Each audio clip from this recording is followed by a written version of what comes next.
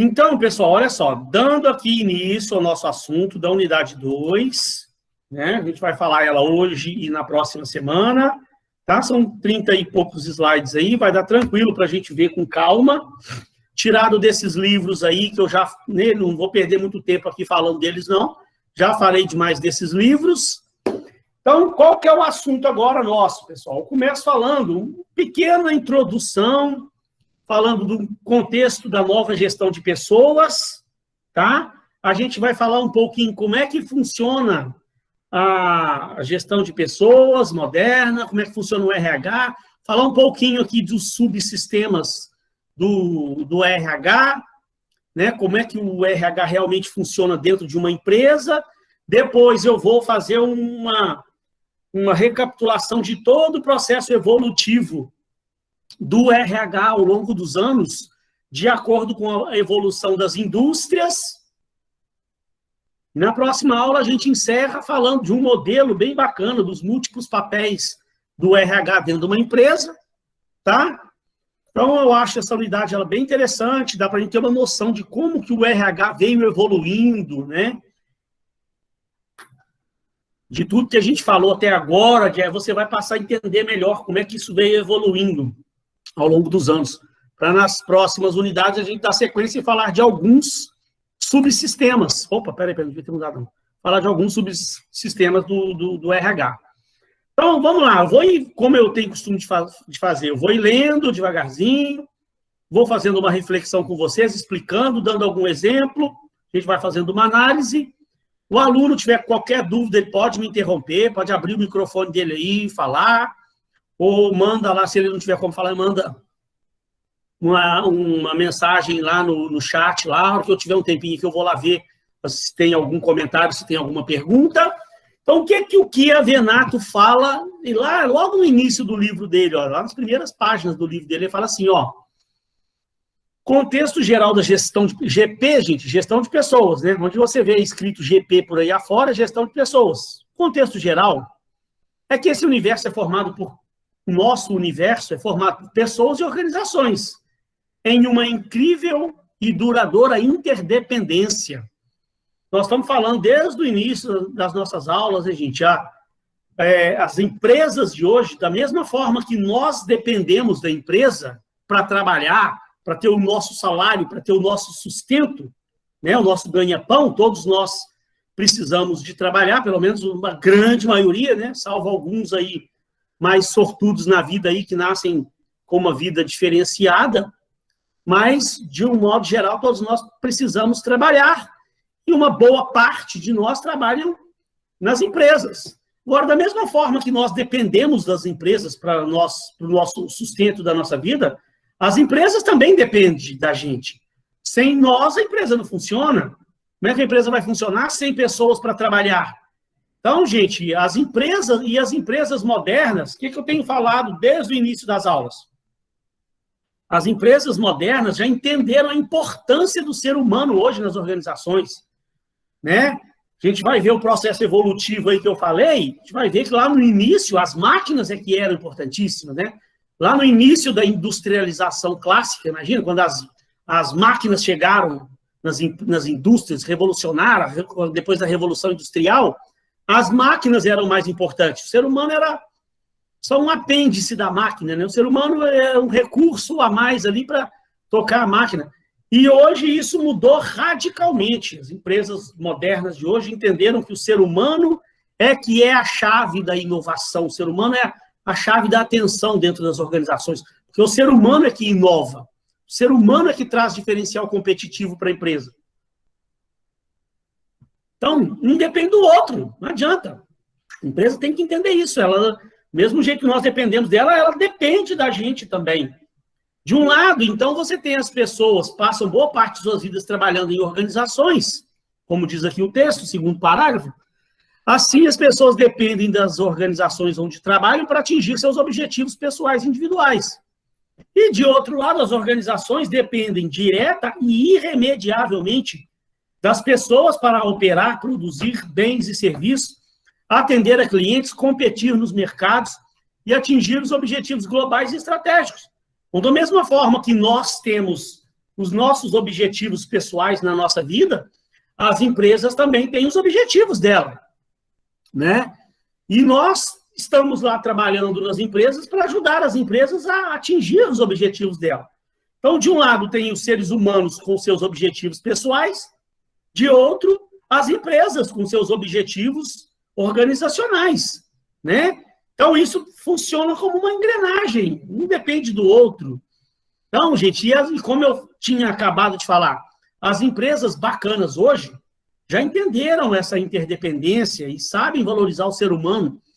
Nós vimos lá no vídeo do Valdez Ludwig, ele falando, né, que ele ficou assim, achou o máximo, ele estava conversando com o diretor da empresa, o diretor falou, Valdez, aqui eu estou preocupado com o sonho individual de cada um dos meus funcionários. Nossa organização quer ajudar o funcionário a realizar seus sonhos, porque nós sabemos que se nós ajudarmos o funcionário a realizar seu sonho, ele vai ajudar a empresa a realizar os sonhos dela. Então, a gente depende um do outro. O diretor falou isso para o Valdez falou, gente do céu, é isso que a gente quer hoje ver das grandes empresas, né? Mas, infelizmente, gente, tem muita empresa por aí afora que ainda está vivendo lá no passado, que ainda não entendeu ainda esse conceito novo, né? E a gente vê, quando essas empresas, algumas empresas começam a dar errado, né? As empresas começam a perder mercado e até mesmo começam a entrar num processo de falência e acabam fechando, vai estudar essas empresas. É porque realmente elas não entenderam esses conceitos novos em que nós vivemos hoje no ano 2020, né? Nós vamos ver, né, que de 1990 para cá, o mundo virou de ponta cabeça, com internet, globalização, tudo chegou, virou. Então, as empresas foram obrigadas a se readaptar por causa da competição que aumentou significativamente.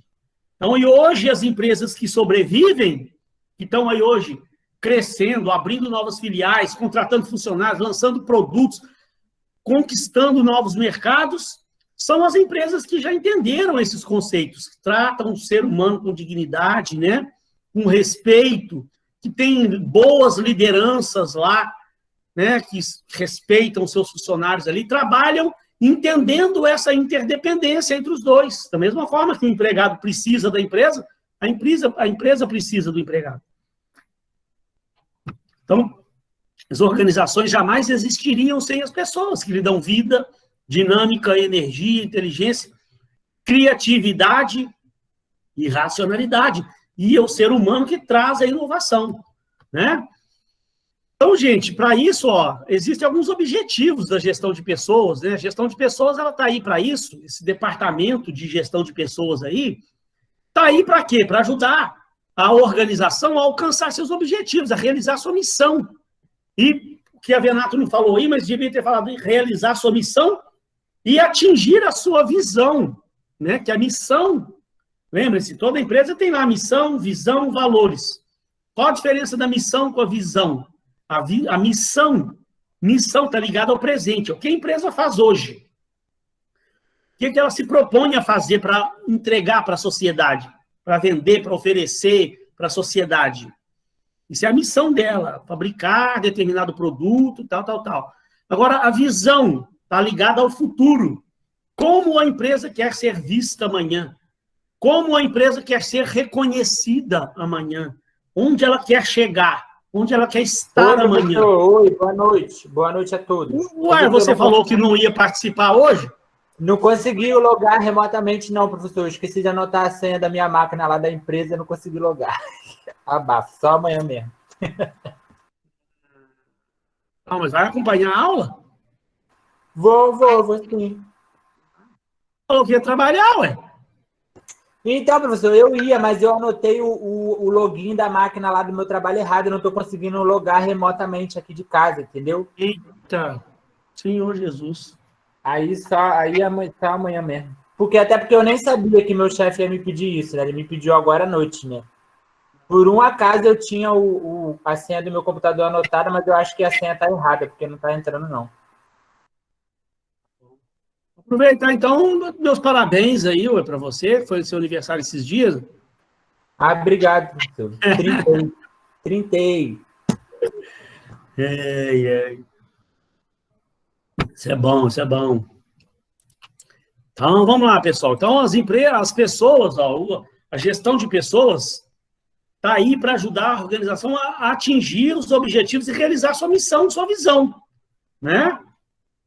Olha lá o que a Venato fala. Não se pode imaginar a função de gestão de pessoas sem se conhecer o negócio de uma organização. Cada negócio tem diferentes implicações na gestão de pessoas. E o principal objetivo da gestão de pessoas deve ser o de ajudar a organização a atingir suas metas, seus objetivos, realizar sua missão, atingir a sua visão, né?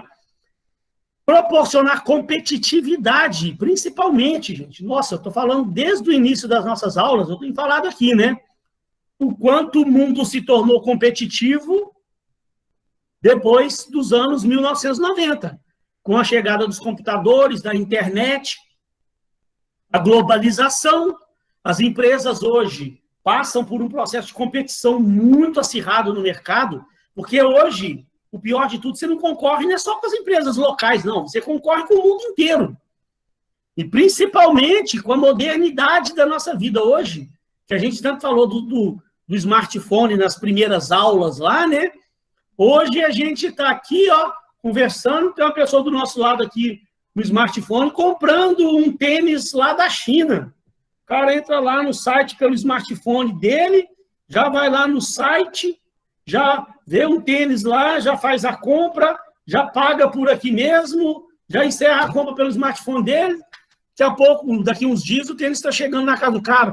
Ainda mais, e hoje, as mudanças dos hábitos das pessoas, né? Eu mesmo confesso, eu sou, né, já um pouco mais velho, não fui tão acostumado com essa coisa de ficar comprando pela internet, essas coisas não. Mas o pessoal que está chegando mais novo aí, muitos de vocês aí, eu tenho certeza, né, que o pessoal lá vai se habituando a comprar pela internet e comprar de sites de empresas do mundo inteiro por aí afora. Eu vejo meus filhos não compram mais nada na loja, só compra tudo pela internet, sabe? Então, imagina a competição que essas empresas hoje passam, né? Que além da concorrência local ser muito grande, você tem a concorrência mundial com essa globalização. Então, o RH tem que ajudar a empresa a se tornar competitiva e vencer essa concorrência. Contratando, buscando no mercado os melhores profissionais, treinando esses profissionais, avaliando o desempenho desses profissionais, né? Desenvolvendo esses profissionais, criando um clima de trabalho propício para que esses profissionais realmente mostrem o seu valor e ajudem a empresa. Então, o RH é o responsável por tudo isso, né? Fazer a empresa realmente funcionar. Né? Então, por isso é que dos objetivos é proporcionar competitividade à organização. Então, significa saber criar, desenvolver e aplicar as habilidades e as competências da força de trabalho. A função da gestão de pessoas é fazer com que as forças das pessoas sejam mais produtivas para beneficiar clientes, parceiros, empregados, todas as pessoas envolvidas no processo da organização. O que mais temos de objetivo aqui? Proporcionar à organização pessoas bem treinadas e bem motivadas. Não é? A gente vai ver, daqui a pouquinho, os subsistemas da gestão de pessoas, né? Um dos subsistemas lá, você tem o recrutamento e seleção, que é um dos objetivos do RH, da gestão de pessoas. Buscar no mercado os melhores profissionais, os talentos verdadeiros que tem por aí no mercado, treinar essas pessoas e desenvolver essas pessoas. Então, por isso que tem esse objetivo de proporcionar à organização pessoas bem treinadas e motivadas. Aumentar a autorrealização e satisfação das pessoas no trabalho. Né? Antes, a ênfase era colocada nas necessidades da organização. Hoje, sabe-se que as pessoas precisam estar satisfeitas, motivadas e felizes. Né? Eu já falei lá um trechozinho do livro daquele cara, do Brian Scher, o que os ricos sabem e não contam. Ele fala, o maior diferencial competitivo que uma empresa pode ter são uma equipe de pessoas felizes e motivadas trabalhando. sabe? A concorrência sua, a concorrência da sua empresa, ela pode copiar tudo que sua empresa fizer, menos o capital humano, menos o conhecimento, a motivação, o espírito de equipe desse pessoal que trabalha lá na sua empresa. Então, concorrência, ela copia tudo. Você compra lá uma máquina nova para sua empresa, a concorrência também pode ir lá comprar máquina nova também. Você colocou um sistema moderno de gestão, a empresa, a concorrência pode comprar o sistema também. Você reformou, reestruturou, sua empresa comprou mobília nova, máquinas novas, sua concorrência também é capaz de copiar o layout da sua organização. Tudo isso é facilmente copiável. O que o concorrente nunca pode copiar? O espírito da sua equipe ali, ó, o pessoal, a garra da sua equipe, a motivação da sua equipe, o conhecimento da sua equipe, o que está lá dentro da cabeça. Então, por isso é que é importantíssimo o RH, a gestão de pessoas, saber contratar os melhores talentos que existem no mercado, treinar esses talentos, desenvolver esses talentos e manter esses talentos na empresa, manter esses talentos motivados. Porque também a gente vai ver, já não adianta nada a empresa que contrata os melhores talentos, mas contrata de um lado e vai sair do outro. Pela rotatividade alta. O pessoal não para na empresa. Então, o desafio de hoje é contratar os melhores profissionais e manter esses melhores profissionais, manter essas pessoas motivadas, né? Trabalhando em espírito de equipe. Desenvolver e elevar a qualidade de vida no trabalho. Poucas empresas hoje, gente, estão preocupadas verdadeiramente com a qualidade de vida das pessoas. Sabe? Se você pega países de primeiríssimo mundo aí, gente, eu um dia estava vendo um desses vídeos do YouTube aí, eu estava pesquisando sobre esse assunto, qualidade de vida, um cara falando, por exemplo, lá no Canadá, por exemplo, que é um país evoluidíssimo, né? Lá eles nem contratam, lá não existe esse negócio de contratar o cara, igual aqui, você vê aqui no Rio, aí, ó, muitos de vocês aí, né, moram em Campo Grande, trabalham no centro do Rio, né? Lá não existe isso, não. O camarada morar a tantos metros de distância da empresa, eles não contratam. Mas não é por maldade, não. Né? Sabe por quê? Porque eles pensam na qualidade de vida daquela pessoa. Aquela pessoa precisa arrumar um emprego para trabalhar próximo da casa dela. Sabem como é que está o mundo de hoje, o trânsito de hoje? Né? Uma coisa medonha, como é que... Sabe, é só aqui nesses países de menos evoluído, igual o Brasil, que a gente vê isso, de uma pessoa ficar 3 horas dentro do trem, do ônibus para ir para o trabalho, depois 3 horas para voltar para casa. A pessoa perde 5 a 6 horas da vida dela no meio de um engarrafamento, e o pior, que você não tem como nem aproveitar esse tempo, está lá dentro do ônibus lotado em pé, tem nem como você ler um livro, porque se pelo menos você ainda pudesse vir sentadinho, com ar-condicionado, confortável, pudesse aproveitar o tempo para ler, mas nem isso é possível. Você pega um trem, aí não cabe nenhum mosquito dentro do trem, você tem que vir espremido em pé lá dentro. Você não tem nem como aproveitar bem o seu tempo para uma leitura, uma coisa assim. Então, você pega esses países evoluídos, até com isso eles se preocupam. A distância que a pessoa vai morar no trabalho, eles vão analisar o tempo que ela vai gastar para chegar no trabalho, e dependendo da distância que for o tempo que ela gastar, eles não contratam. Mas não é porque vai ficar com medo da pessoa se atrasar, não é por causa disso, não. Porque eles estão preocupados com a qualidade de vida daquela pessoa. Aquela pessoa não pode ficar mais do que tantas horas, tantos minutos dentro de um ônibus para chegar no nosso trabalho. Né? Então, sabe, as empresas modernas de hoje, grandes modernas de hoje, têm esse tipo de preocupação com a qualidade de vida das pessoas. Eu fui uma vez fazer uma palestra numa empresa que, infelizmente, eu não sei se eu contei esse caso para vocês, é até legal contar. Um caso muito interessante que eu vivenciei. Eu dava aula numa outra instituição e a instituição me pediu, olha que coisa bacana essa história, me pediram para eu ir fazer uma palestra numa gráfica, numa empresa da Zona Norte do Rio. Aí eu falei, tá, beleza, eu vou sim, não tem problema não. Qual que é o tema da palestra? Ah, tá, o tema é empreendedorismo na terceira idade. Eu falei, ué, eu achei aquilo interessante, assim, um tema estranho, diferente, né? E pensei, por que será que uma empresa está querendo uma palestra sobre empreendedorismo na terceira idade? Achei aquilo, assim, inusitado. Falei, tudo bem, eu dava aula de empreendedorismo na época, lá, né, na faculdade. Falei, tem problema não, eu posso lá, vou preparar o assunto, mas eu preciso entender melhor o objetivo dessa palestra. Por que essa empresa quer dar uma palestra de empreendedorismo na terceira idade? Falei, me dá o telefone da menina do RH da empresa, deixa eu ligar para lá. Aí me deram lá, não pode ligar lá, até é bom que você combina com ela o horário direitinho, você vai chegar lá e tal. Aí liguei para a menina do RH para me tentar entender o que estava se passando, por que ela queria aquele tema, o que exatamente eu ia ter que falar. Aí ela veio me contar, gente, aí eu fiquei assim maravilhado, sabe, de ver. Eu não lembro direito, é um grupo de empresas. Então, ela veio me contar a história. Olha que coisa interessante.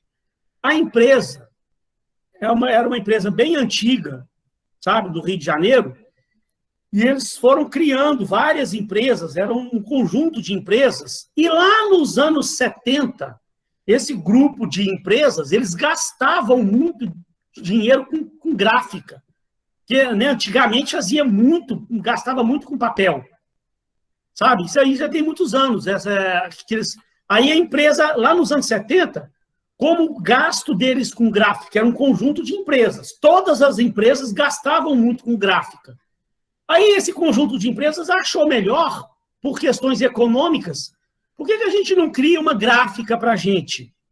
Que aí foi uma ideia estratégica deles, que na época foi muito bem feita, uma estratégia muito bacana, lá nos anos 70, né?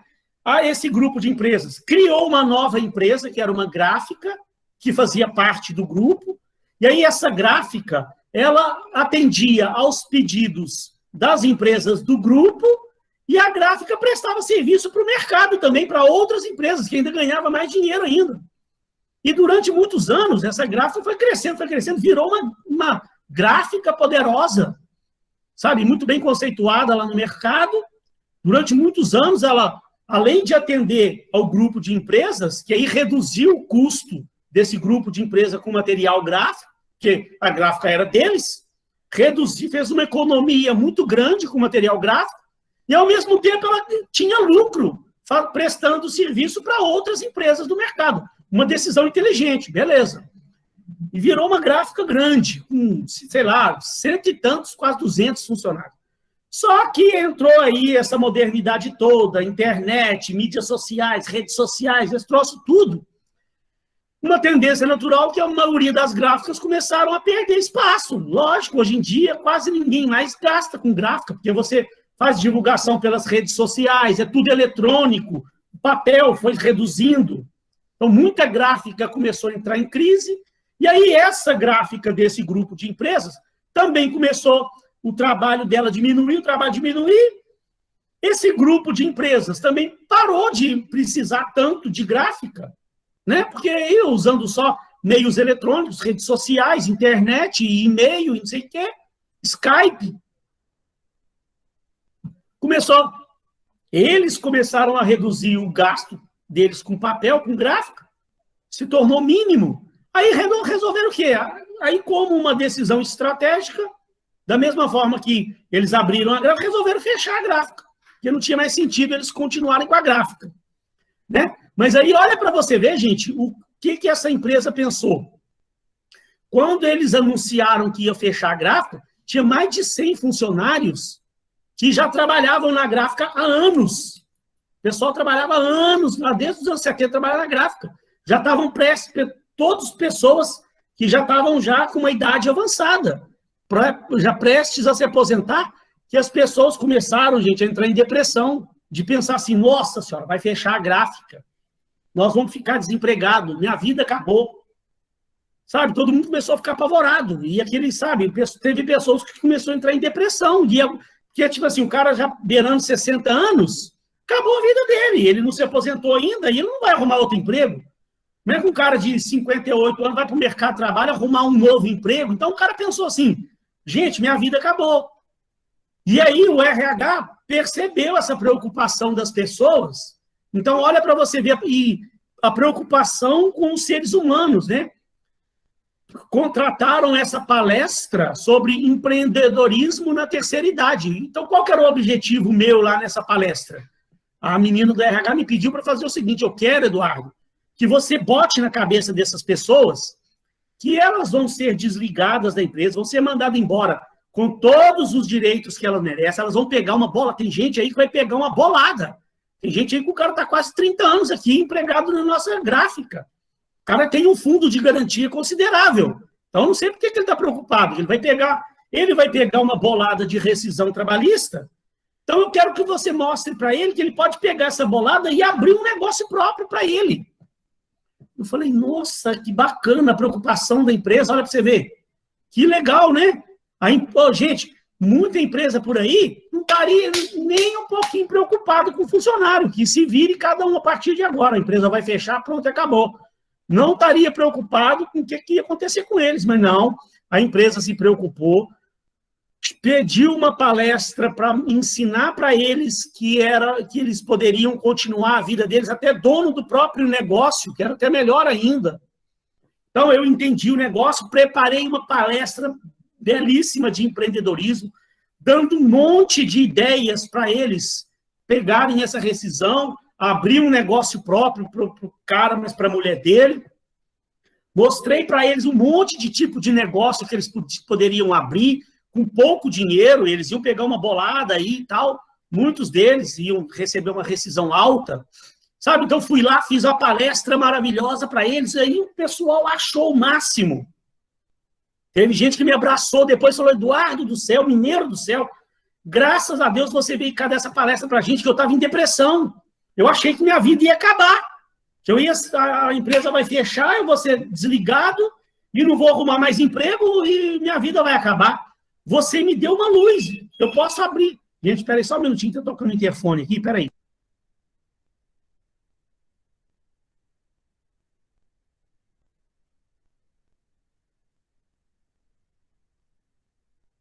Gente, desculpa, é o rapaz que eu falei que vai vir pegar o projetor emprestado ali. Mas aí, gente, o pessoal ficou maravilhado. Falou, nossa, você me deu uma ideia maravilhosa, eu vou abrir uma empresa com a minha mulher, eu vou pegar uma rescisão boa e tal. Nossa, me ajudou demais. E nisso, a hora que eu cheguei na empresa para fazer a palestra, essa menina do RH veio me mostrando a gráfica, né? Que a gráfica ainda estava funcionando. Eles estavam com a previsão de fechar no final do ano. Ainda estava funcionando. Ela veio me mostrar a gráfica. Ó, professor, ali ó, é uma sala de descompressão. Ó, que isso? É, para o cara ir lá relaxar. Qualquer estresse que o funcionário tiver aqui, ele tem direito, 20 minutos por dia dele ir lá, é uma sala, um ambientezinho tranquilo, com a luzinha meio apagada, tem várias beliches, vários caminhos para o funcionário ficar lá descansando, 20 minutos para ele desestressar. Aí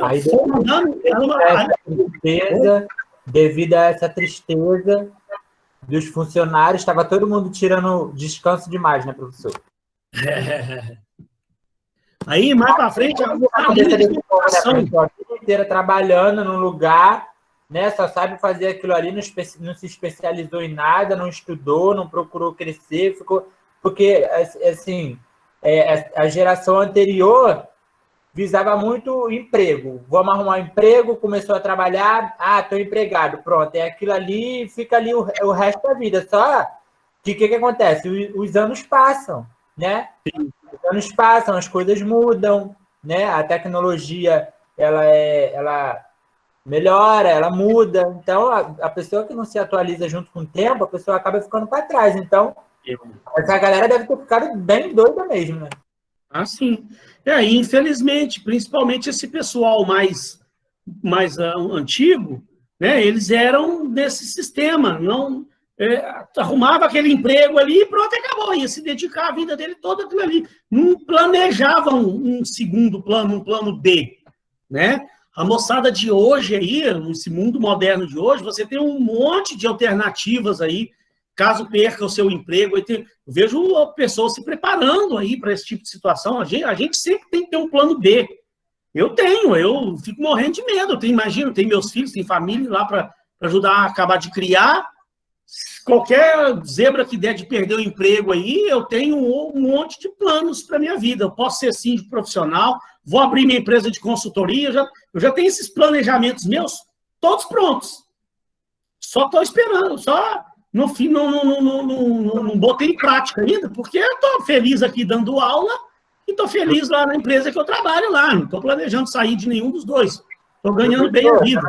Também estou esperando a tua consultoria até hoje, tá? Como é que vou botar esse negócio aí para andar? Já está na hora, né? Me chamaram para trabalhar, ué. Me fizeram uma oferta de trabalho boa. Aquela época que eu estava lá com a sua turma lá, eu estava só dando aula à noite. Eu tinha saído da outra empresa, fiquei só dando aula à noite. E aí, no início agora desse ano, eu ia abrir minha empresa de consultoria.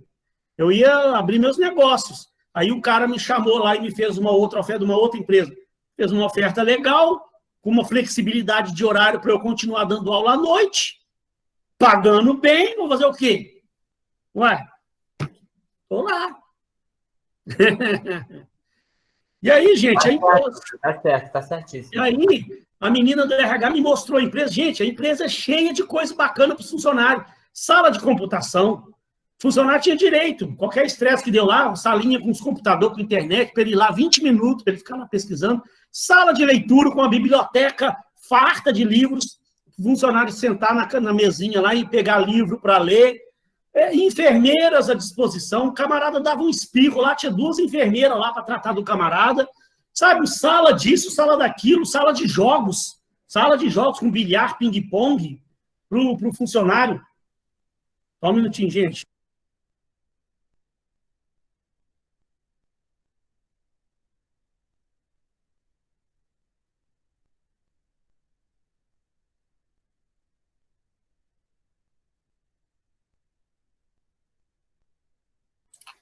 E aí, gente, salão de jogos, sabe?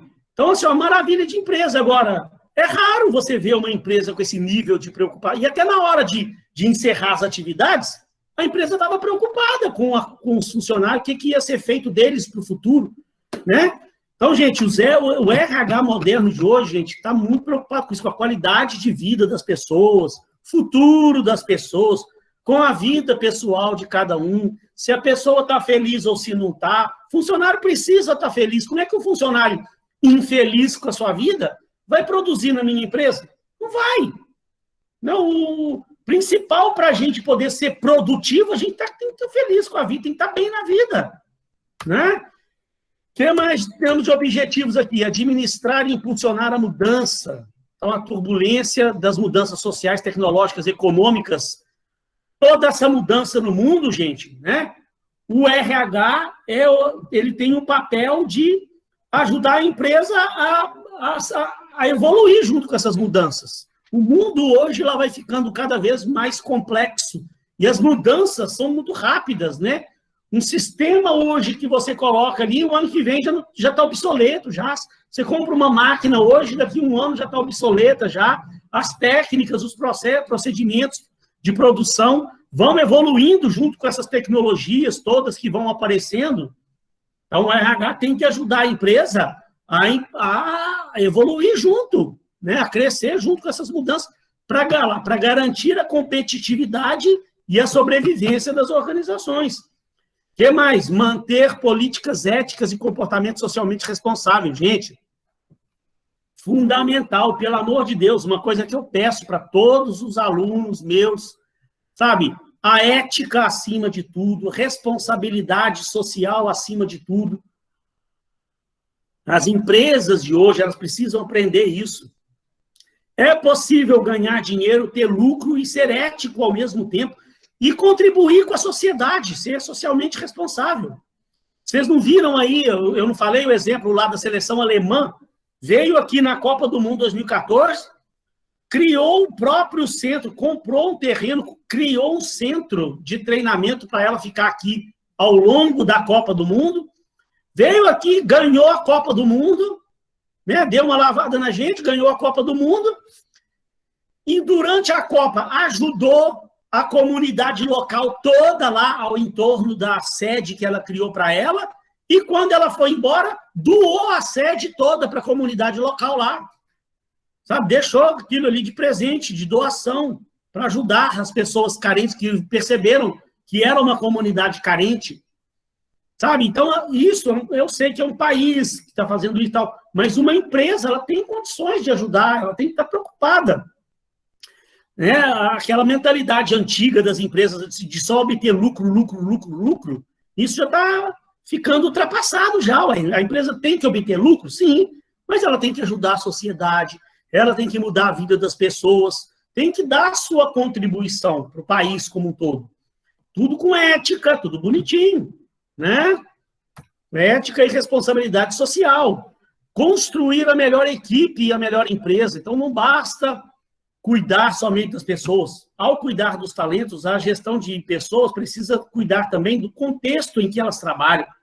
Isso envolve a organização do trabalho, a cultura corporativa, o estilo de gestão, né? Criar ali uma cultura de trabalho, uma cultura de uma liderança ali que proporcione às pessoas trabalharem felizes. Nossa, que bonito, professor. Sim, eu acho isso bonito demais. Acho que todas as empresas tinham que entender isso. Tinham que ler esses textos do Chiavenato para entender esse troço. Tá, gente, mas afinal, o que é, então, gestão de pessoas? Gestão de pessoas consiste em várias atividades. Para isso tudo, né, que a gente viu ali acontecer, a gestão de pessoas tem várias atividades integradas entre si, no sentido de obter efeitos sinergéticos e multiplicadores, tanto para as organizações quanto para as pessoas que nela trabalham. Então, existe uma série de procedimentos que a gente vai ver nesses subsistemas aí do RH, que trabalham em conjunto. Né? No seu trabalho, cada administrador, seja ele o presidente, diretor, gerente executivo, cada um desempenha 4 funções administrativas. Quando a gente estuda administração de empresas, a gente estuda lá que a administração é o quê? Planejar, organizar, dirigir e controlar. Né? Então, se você está planejando, organizando a empresa, dirigindo, né, delegando as tarefas e controlando, dirigindo o pessoal, controlando tudo, você está administrando. E cada um tem esse papel dentro da organização. Né? Cada um tem que ajudar. E o RH, gestão de pessoas, procura ajudar o administrador a desempenhar todas essas funções, porque ele não realiza seu trabalho sozinho, mas por meio das pessoas que formam uma equipe.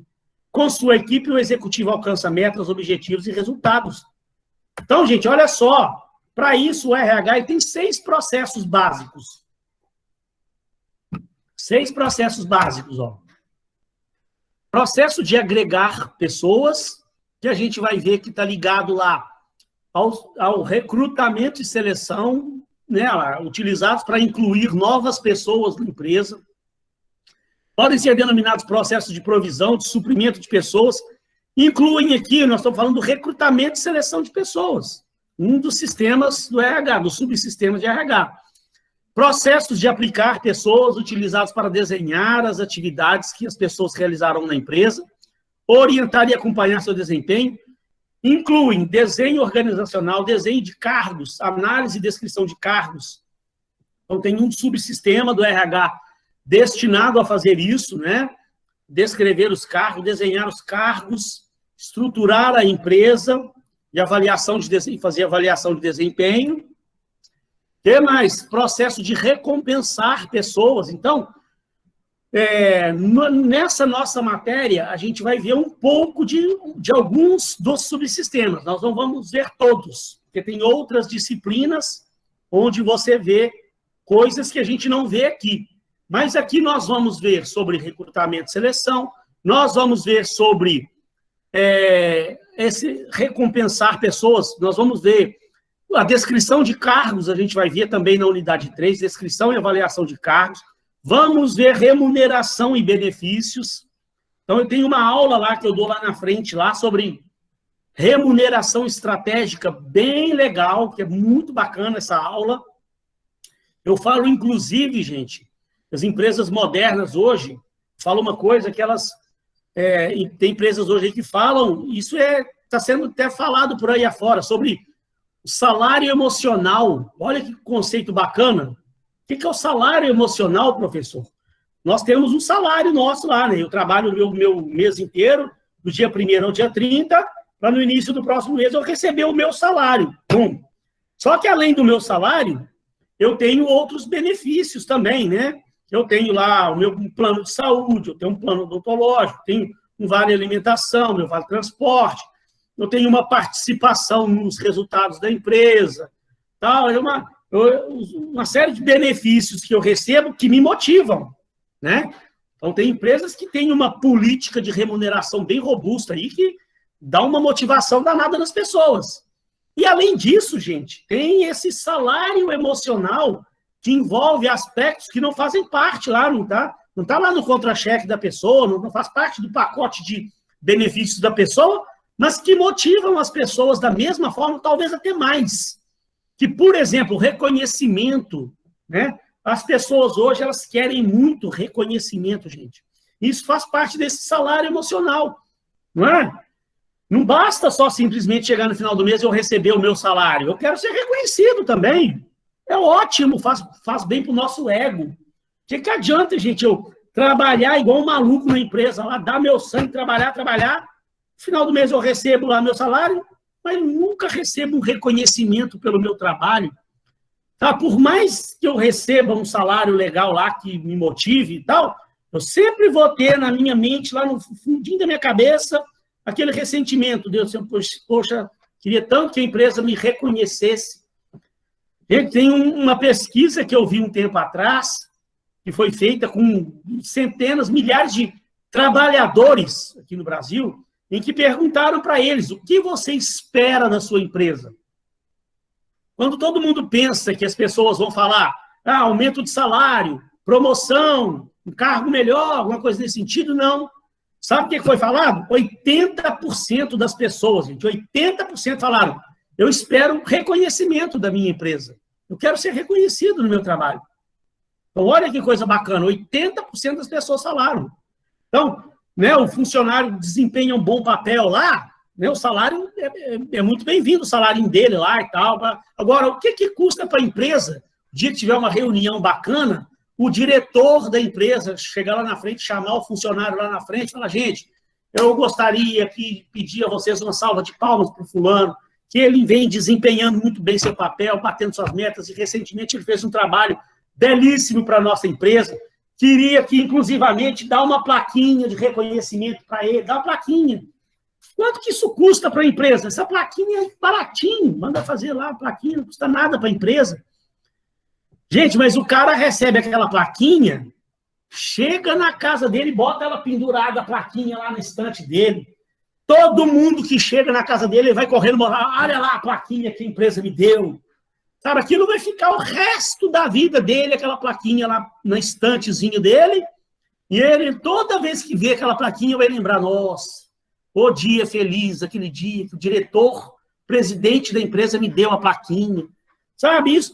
Quanto que isso custa para a empresa, gente? Custa nada. Custa o mínimo. E aí as empresas, às vezes, pecam, porque ficam gastando uma fortuna com propagandas desnecessárias, fazendo propagandas erradas. Não que a propaganda seja ruim, que a propaganda também tem que ser feita. Mas muita empresa faz propaganda errada, uma propaganda que não funciona bem, e é cara a propaganda. E poderia estar fazendo uma coisa muito melhor, que é reconhecer o seu público, fazer uma parte desse dinheiro que ela está gastando lá com a propaganda errada, gastar internamente. Né? De vez em quando, o diretor da empresa chamar o setor lá que desempenhou um bom papel, falar, hoje vocês vão almoçar comigo, é por conta da empresa. Gente, o que eu vejo as pessoas falarem assim, encher o peito para falar, nossa, semana passada eu almocei com o diretor da empresa. Todo mundo, quem não gosta de almoçar com o diretor da empresa, o diretor pagar o almoço aí, tá lá sentado, ainda tirar uma selfie com o diretor da empresa, postar lá no Facebook, pessoas ficam loucas com isso. Se orgulham de falar, né, eu almocei com o diretor da empresa. Então, o que isso custa para o diretor? O que custa o diretor? Não é almoçar todo dia com os outros, não. De vez em quando um setor se destacar, o diretor ir lá pessoalmente reconhecer o trabalho das pessoas, convidar para um almoço, para um happy hour. Uma vez eu falei isso na sala de aula, uma menina lá levantou a mão, lá de Campo Grande, falou todo orgulhoso, nossa, lá na minha empresa, uma vez por mês nós saímos para almoçar com o vice-presidente da nossa empresa. E de vez em quando ele ainda paga a rodada lá de chopp lá para nós, você sai para o happy hour. Ele passa lá, uma vez por mês, sexta-feira, ele passa no setor, convida a gente, todo mundo, para o happy hour, tomar chopp com o vice-presidente da empresa. Ela falou, nossa, só todo mundo fica maravilhado, todo mundo fica louco. Sabe? Então, gente, um negóciozinho que não custa nada para a empresa, nem é sempre que o vice-presidente paga a rodada de chopp, e uma vez ou outra que ele pagar, ele pega lá um reembolsozinho na empresa, que é um valorzinho pequenininho, perto da fortuna que a empresa gasta com propagandas erradas, desnecessárias, que não trazem nenhum benefício às vezes. A propaganda, quando é muito bem feita, ótimo, mas muitas empresas fazem propagandas erradas. Gastam com veículos aí que hoje não funcionam tão bem, né? E aí, em vez de estar voltando uma parte desses recursos para a motivação interna das pessoas, porque as pessoas querem reconhecimento, querem esse tipo de recompensa, né? Nós, quando formos falar lá na frente de remuneração estratégica, eu vou voltar nesse assunto, tá? Tem uma aula bem bacana sobre o assunto lá na frente. Então, o processo de desenvolver pessoas, gente, né? Aí envolve treinamento e desenvolvimento de pessoas. Como eu falei para vocês, é uma pena que nessa matéria nossa, nessa disciplina, nós não vamos ver treinamento e desenvolvimento. Eu tenho uma disciplina na sexta-feira de manhã que é desenvolvimento e comportamento humano nas organizações. É que eu tenho um capítulo, uma unidade falando de avaliação de desempenho e uma unidade falando de treinamento e desenvolvimento. E é muito bacana.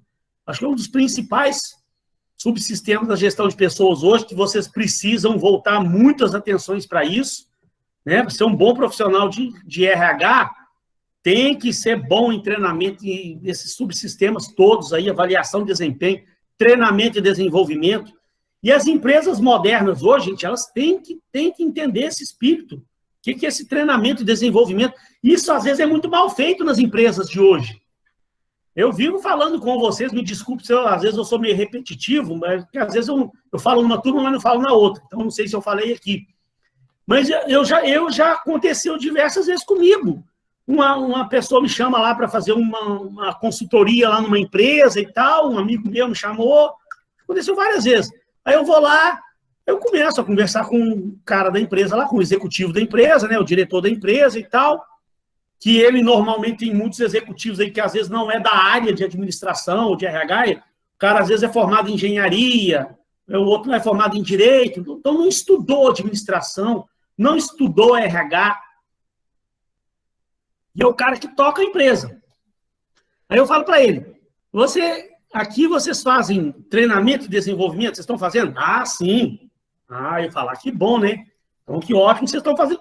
Como é que é feito o treinamento? Ah, não, treinamento, de vez em quando eu reúno na turma aqui, eu pego um tema e faço uma palestra para a turma. Ou às vezes eu chamo alguém de fora para vir fazer uma palestra para a turma. Ah, então esse aqui é o treinamento? Então, sabe, é ótimo. Menos mal que pelo menos isso ele faz. Mas isso não é treinamento e desenvolvimento, gente. Né? Treinamento e desenvolvimento é um subsistema da área de RH que vai muito mais além do que isso, é muito mais complexo que isso. Né?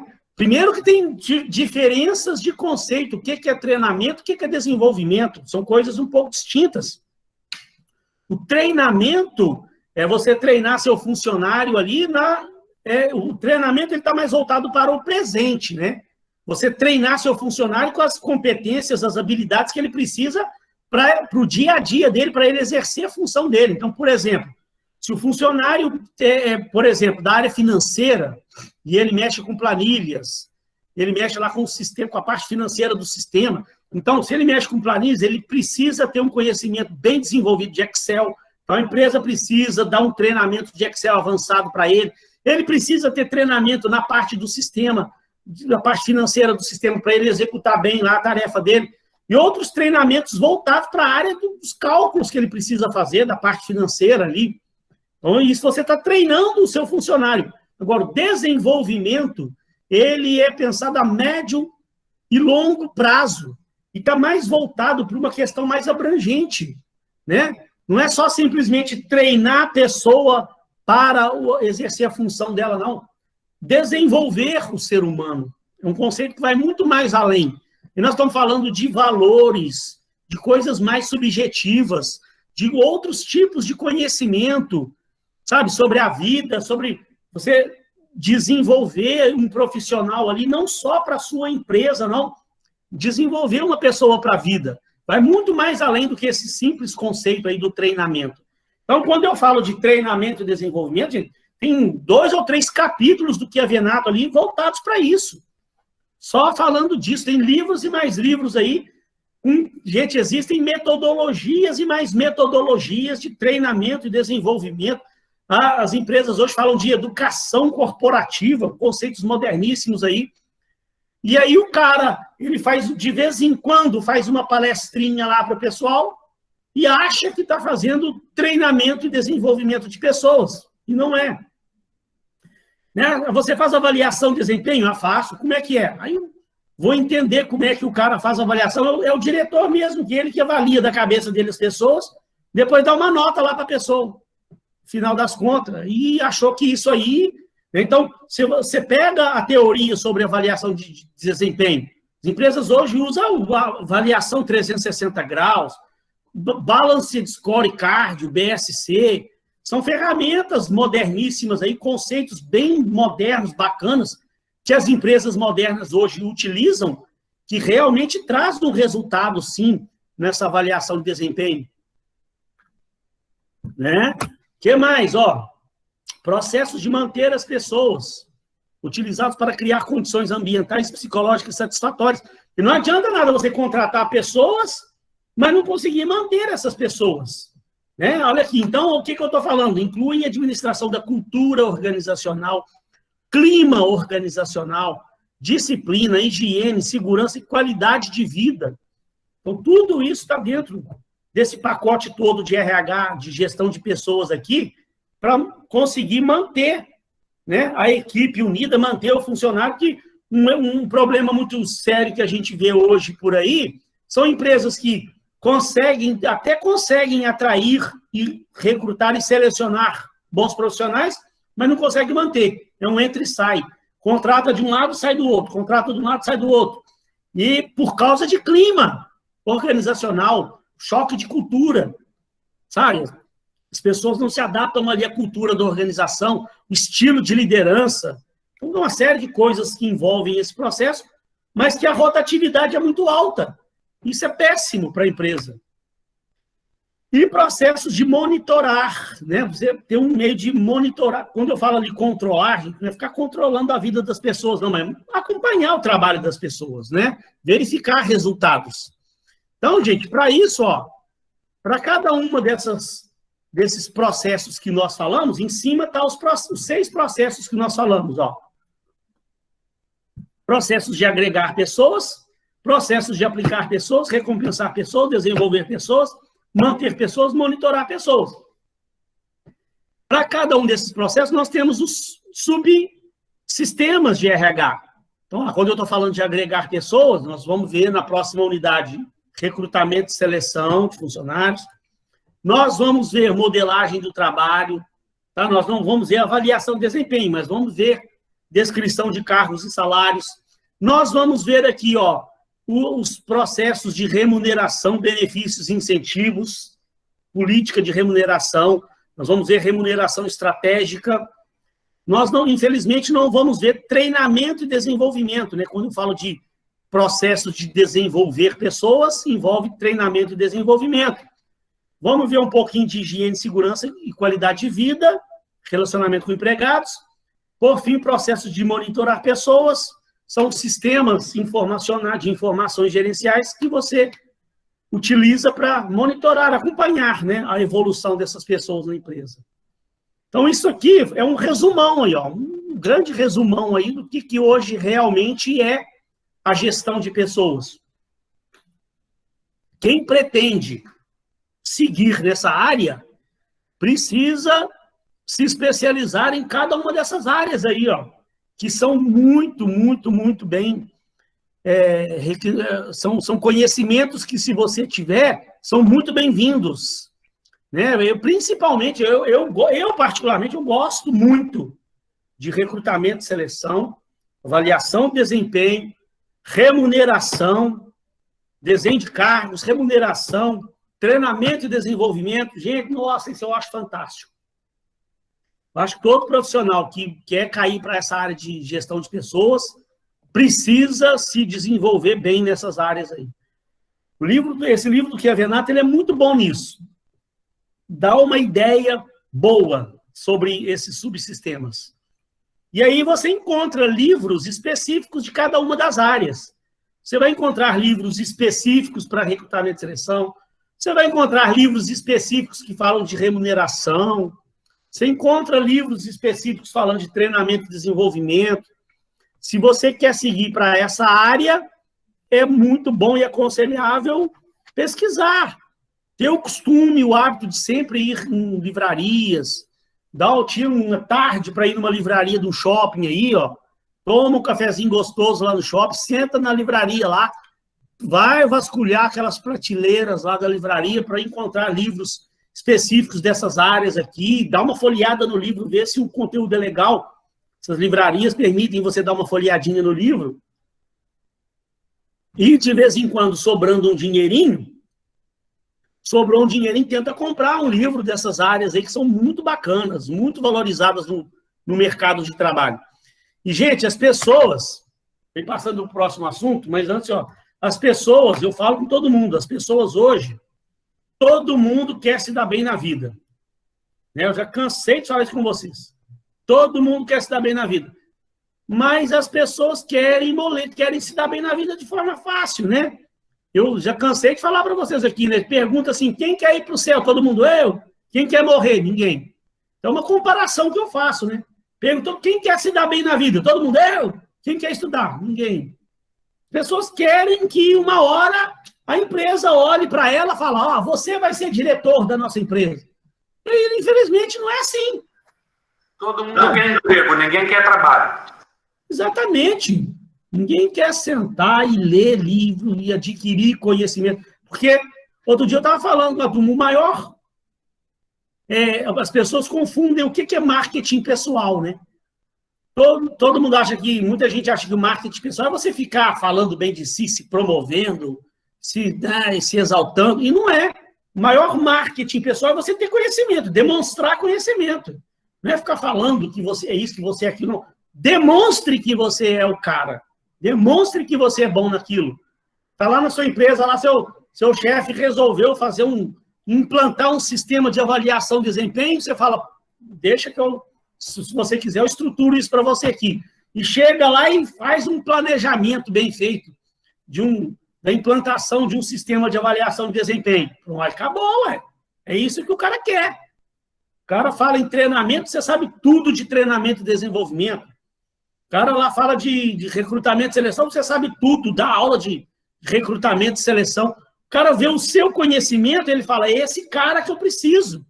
É isso que eu estou precisando aqui na minha empresa. Uma pessoa com um nível de conhecimento desse. É assim que você vai se destacar na vida. Né? Lohane tinha falado aí, eu vivo isso, moro em Campo Grande, trabalho em São Cristóvão. Pois é, Lohane.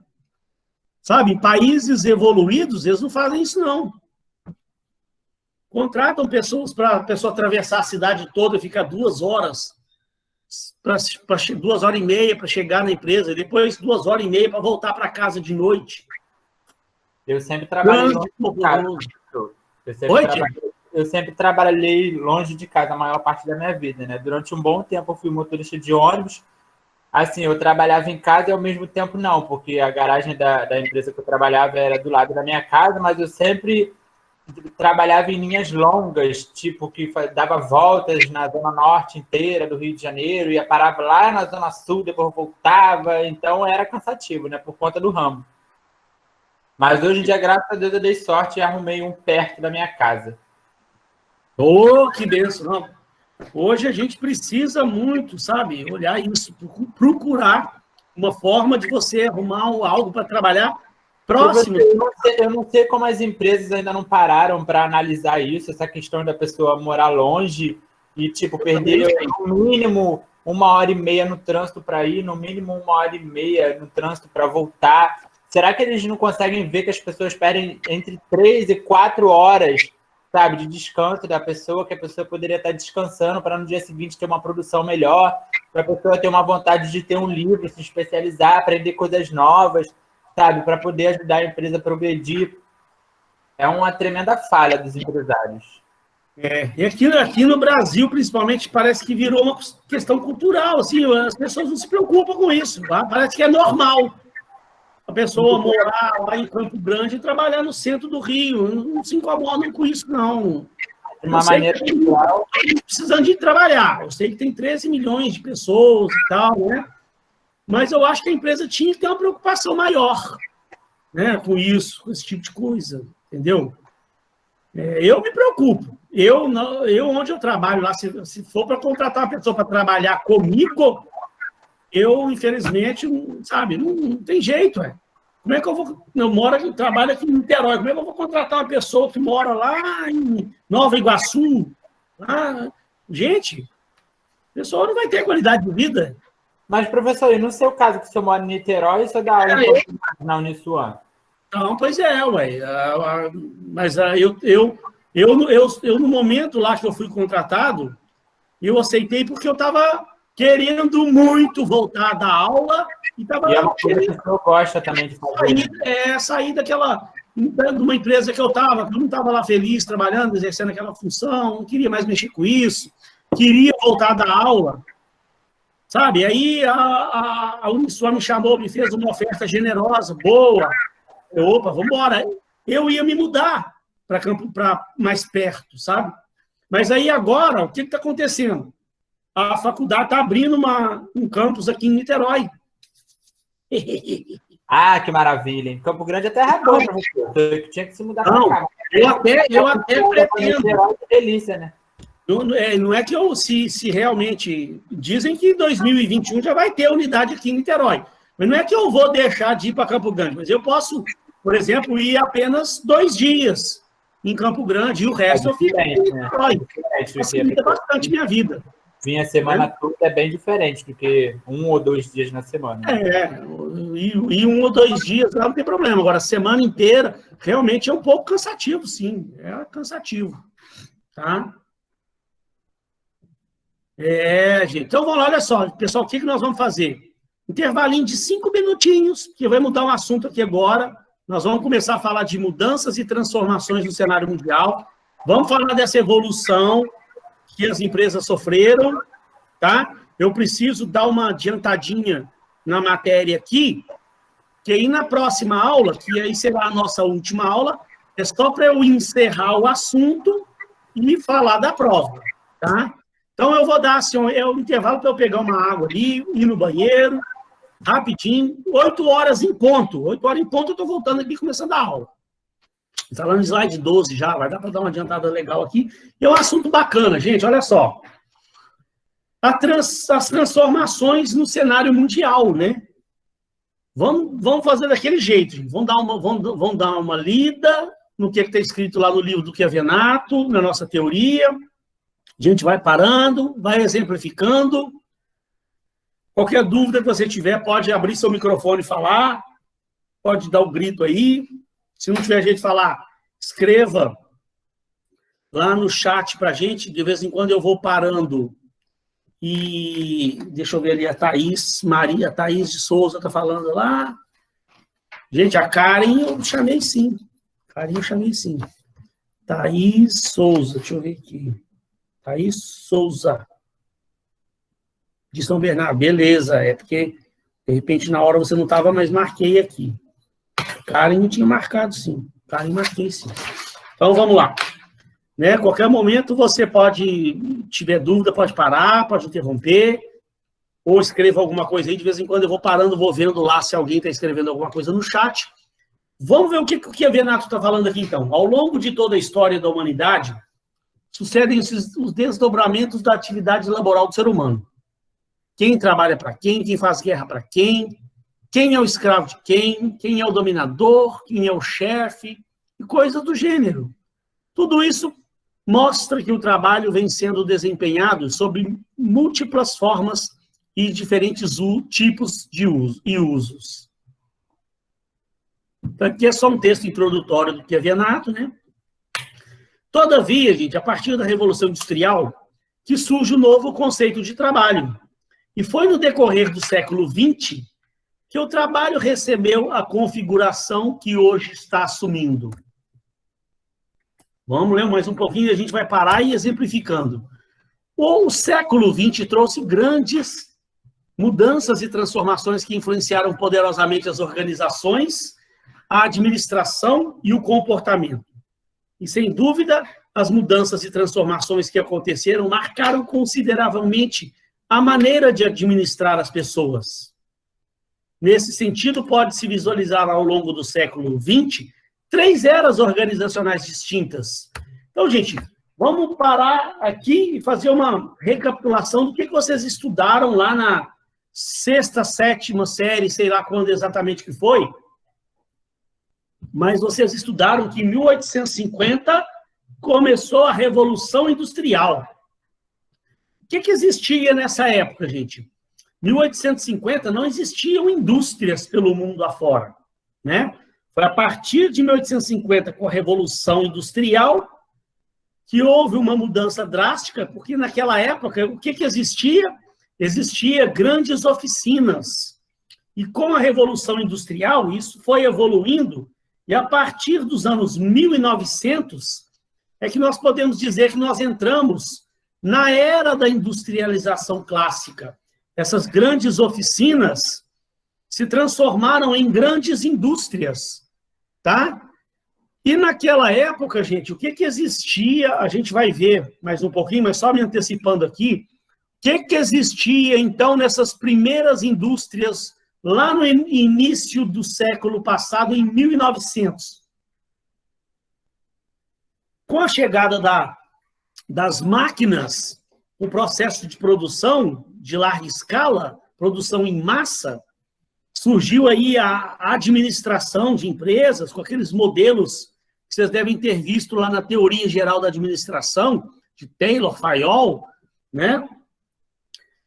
Naquele momento, gente, ainda não existia o RH. O que passou a existir naquelas primeiras indústrias que surgiram no início da era da industrialização clássica? Passou a existir o DP. O DP passou a existir, na verdade, para que houvesse um controle mais rígido daquelas pessoas que estavam sendo contratadas, né? Então, o DP veio para quê? Para cuidar da documentação, registro dos funcionários nos livros de registro de trabalho, documentação do funcionário, o controle do trabalho desses funcionários, folha de ponto, né, o controle do trabalho deles ao longo do mês, para no final do mês o DP fazer o quê? Calcular a folha de pagamento, ver se tinha algo a ser descontado do funcionário ao longo do mês, calcular a folha de pagamento. O que mais que o DP fazia? Providenciava o pagamento do salário dos funcionários. Então, gente, naquele momento não existia, ainda não se falava em setor de recursos humanos. Existia o DP para cuidar da parte burocrática. E o ser humano, gente, ele era muito pouco valorizado. Porque naquele momento, gente, pensa comigo, nós estávamos lá em 1900, em plena era da industrialização clássica. Então, o que era importante naquela época lá? As máquinas, os equipamentos. Nós estávamos no início da era da industrialização. Então, as máquinas é que eram muito valorizadas. O ser humano, ele era um apêndice da máquina. O ser humano tinha muito pouco valor, ele era contratado para tocar a máquina, que era muito valorizada. O ser humano era um mero recurso. Era mais um recurso lá, um mero recurso para tocar as máquinas. Então, nem se falava ainda em RH. Apenas o DP para fazer o quê? O controle. O controle pessoal, controle de contratação, documentação, controle de horários de trabalho, folhas de ponto, e no final do mês, calcular quanto que cada um precisava receber, descontar o que era necessário, fechar a folha de ponto, providenciar o pagamento. Né? Então, existia apenas o DP. A gente vai ver que, ao longo desse século XX, começou essas indústrias a se evoluírem, e logo depois da Segunda Guerra Mundial, como essas indústrias já haviam evoluído bastante, né, surgiu por volta, não se pode precisar exatamente quando, né, mas após a Segunda Guerra Mundial, começou a surgir os primeiros setores de recursos humanos, Departamento de Recursos Humanos. Foi por volta de 1950. Que aí o ser humano passou a ter um pouco mais de prestígio, um pouco mais de importância, né? E aí, o que esse DP criou? Começou a surgir esses subsistemas de recrutamento e seleção, sistema de avaliação de desempenho, treinamento e desenvolvimento, e alguns outros sistemas que surgiram com a chegada, por volta dos anos 1950, do setor de recursos humanos da empresa. E lá nos anos 1990, isso veio evoluindo, e principalmente nos anos 1990, marcou o início da era da informação. Por que 1990? Porque até os anos 1980, eu vivi bem, gente, os anos 1980. Eu sou dessa geração. 1985, por exemplo, eu já tinha 14 anos, 15 anos. Então, eu, com 16, eu já comecei a trabalhar. 15, 16 anos, já comecei a trabalhar. Então, nesse ano de 1980, 1985, 1986, 87, por aí, não existia computadores nas empresas. Só empresas do governo. Só estatais, só grandes organizações é que já tinham o privilégio de ter computadores. Lá nos anos 80, gente, eu trabalhei mais muito ainda com máquina de datilografia. Nos anos 80, 1980, nós fazíamos cursos de datilografia. Não existiam nas empresas, nas nossas casas, muito menos. Ninguém tinha computador em casa.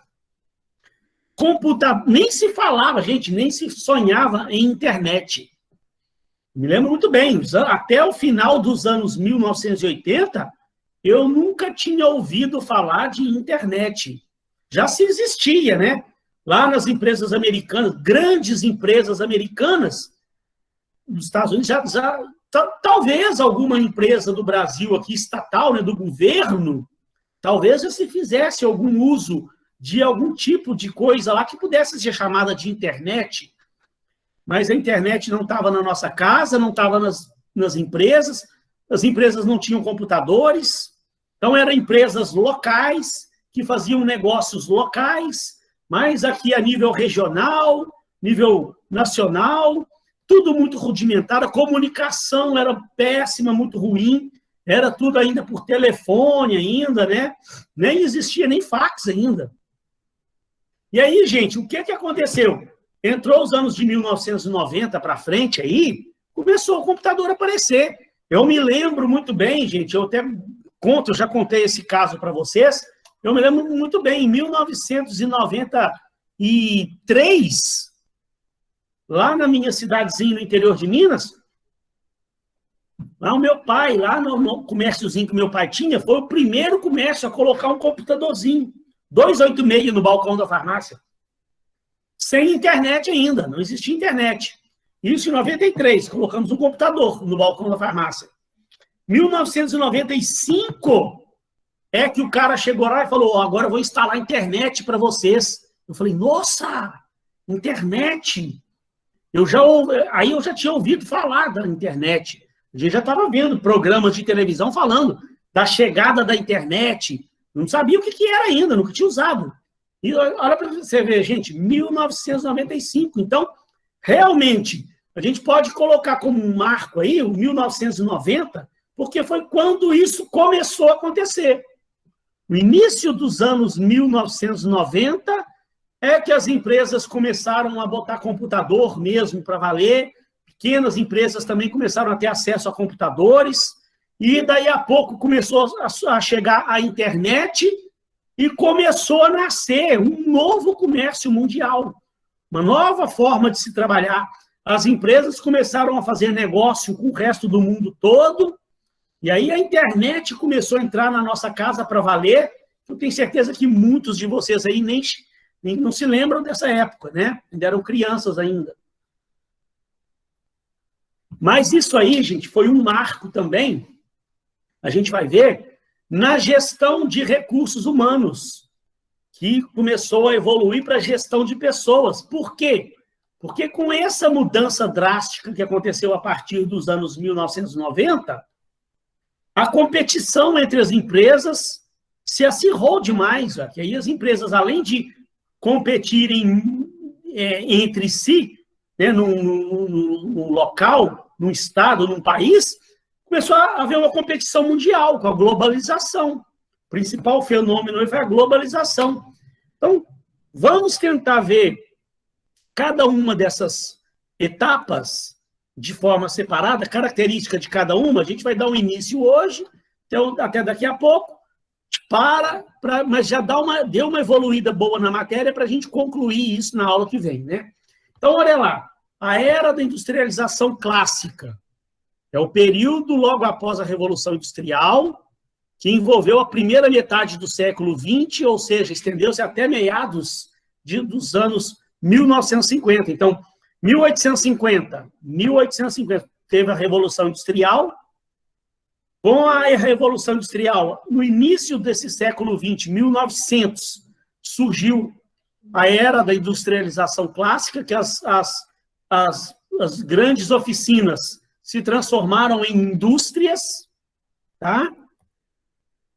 Nesse período, as principais características das nossas empresas, foram formato piramidal e centralizador, era ainda tudo, né, as organizações, tudo muito centralizado lá em cima, né? Departamentalização funcional, criação do modelo burocrático, tudo com muita burocracia, que era tudo centralizado lá no topo das empresas, né? Centralização das decisões no topo. Todas as decisões eram tomadas apenas lá no topo. O ser humano, ele era o quê? Um apêndice da máquina, né? O ser humano estava ali só para tocar a máquina. Tudo era centralizado lá em cima, as decisões principalmente centralizadas no topo, lá na alta cúpula da organização. E nessa época, as pessoas eram consideradas, olha lá, um recurso de produção, juntamente com outros recursos organizacionais. Assim como tinham os recursos materiais, logísticos, tinha um recurso a mais que era o ser humano. O homem era considerado um apêndice da máquina. Vendo? Olha para você. Não existia setor de recursos humanos. A era da industrialização clássica. Como é que eram essas empresas, então? Muitos níveis hierárquicos. A gente vai ver que depois, nos anos 90, aconteceu um fenômeno drástico em muitas empresas, que foi o achatamento da pirâmide. A gente vai ver o downsizing, reengenharia, né? Houve um processo de mudança muito grande nessas empresas e que possibilitou uma mudança muito grande também no processo de recursos humanos, tá? Então, olha lá, departamentalização funcional, muitos níveis hierárquicos, departamentalização funcional, para assegurar a especialização de cada área, processos rígidos de comunicação e cargos definidos e limitados. Então, a comunicação era muito ruim dentro das empresas, porque tinham também muitos níveis hierárquicos, pequena capacidade de processamento de informação. Nessa época aqui não tinha ainda processamento de informação, não tinham computadores. Cargos individuais especializados com tarefas simples e repetitivas. Lembrem-se lá daquele processo de industrialização clássico, né? Era um ser humano, um processo produtivo ali, com tarefas simples e repetitivas. A ênfase na eficiência da produção, método e na rotina. Então, aquela metodologia de produção, de rotina, adequado para ambiente estável e imutável, e nenhuma capacidade para mudança e inovação. A inovação era muito lenta, né? Naquela época lá. Depois você veio a fase da industrialização neoclássica. Após a Segunda Guerra Mundial, né, onde o velho modelo burocrático, centralizador e piramidal se tornou inflexível e vagaroso demais para acompanhar as mudanças. Porque aí, a partir dos anos depois da Segunda Guerra Mundial, o mundo começou a evoluir, né? E começou a haver a necessidade de uma flexibilização maior naquelas indústrias que existiam. Adicionou-se às organizações um esquema de departamentalização por produtos e serviços, a fim de agilizar o funcionamento e proporcionar inovação, dinamismo e maior competitividade. Então, as empresas já começaram a competir entre si. As relações industriais foram substituídas por administração de RH, surgimento. Então, aqui, gente, ó, a gente pode marcar como que, meio que aí uma data, né? Por volta dos anos 1950, então, os RHs surgiram nas empresas e se passou a enxergar as pessoas como recursos vivos, inteligentes, e não mais como um fator inerente de produção. Então, olha lá, na verdade, durante a década de 1980, o mundo continuava mudando, e essas mudanças já eram velozes e extremamente rápidas. Nos anos 1950, a coisa começou a acelerar. Como é que era lá nessa era da industrialização neoclássica, de 1950 até 1900, final dos anos 80, aí, ó. Surgiu um desenho híbrido, a estrutura funcional acoplada à estrutura do produto e serviço, coordenação descentralizada sobre dupla subordinação, autoridade funcional e autoridade de projeto. O que aconteceu? Começou as empresas a criarem, né, uma subordinação dupla. Você tinha os gerentes de cada departamento e você tinha gerentes de cada projeto ou de cada produto. Então, por isso que houve essa dupla subordinação. Você tinha do lado de cima o gerente de cada departamento e embaixo um tipo de estrutura que se organizou por gerentes de projetos. Então, você tinha o gerente financeiro, gerente de RH, gerente de produção, gerente de marketing e o gerente do produto A, gerente do produto B, gerente do produto C, ou, né, surgiram as unidades estratégicas de negócio também, começaram a surgir por aí, né? Você tinha, em vez de produto, você tinha uma unidade estratégica A, unidade estratégica B, então tinha essa gerência cruzada, né? Cada gerente de uma área funcional com o gerente de um projeto ou de uma unidade estratégica.